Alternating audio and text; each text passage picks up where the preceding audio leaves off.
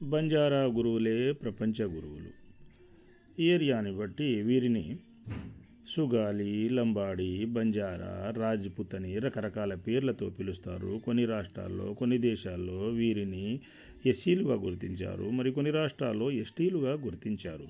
వీరి సేవలు ఏమిటంటే పురాతన కాలంలో ట్రాన్స్పోర్ట్ సర్వీసెస్ మరియు అగ్రికల్చర్ సర్వీసెస్ మరియు different kinds of business and animal services వగైరా. వీరు వ్యవసాయం చేసి ధాన్యాన్ని పండించి ప్రపంచ లోకాలకు సప్లై చేశారు. మనుషులకు, పక్షులకు, అలాగే పశువులకు ఆహారాన్ని సృష్టించాను, ధాన్యాన్ని పండించాను. అంతటి మోడల్ అన్నమాట. అందరికీ ఆదర్శనీయమే ఈ బంజారా ప్రజలు, బంజారా గురువులు.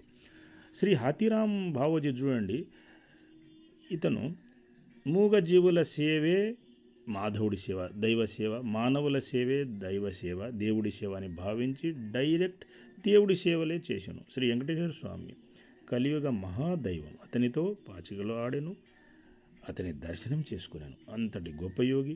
ధ్యానంతో లోకాన్ని మార్చను, ధ్యానంతో లోకాన్ని ఆశీర్వదించను.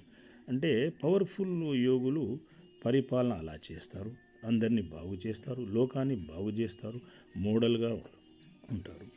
సేవాలాల్ మహారాజ్ ఆయన గొప్ప యోగి. శ్రీ అమ్మవారు దుర్గామాత దర్శనం చేసుకునేను, ఆయుర్వేదం, న్యాచురోపతి వైద్యం చేశాను. ఎస్టీలను రాష్ట్రం అలా మారకండి, మీరు ఎక్కడ ఉండాలనో అక్కడే ఉండి స్థిర నివాసాలు ఏర్పరచుకోండి అని చెప్పి బోధించును. జంతువుల్ని చంపకండి, ప్రకృతిని కాపాడండి, మాంసాహారం తినకండి, ధర్మాన్ని, నీతిని, దైవ నియమాలని కాపాడనని బోధించను. శ్రీ రాణా ప్రతాప్ సింగ్ మన భారతదేశాన్ని మొఘల్స్ నుండి కాపాడాను.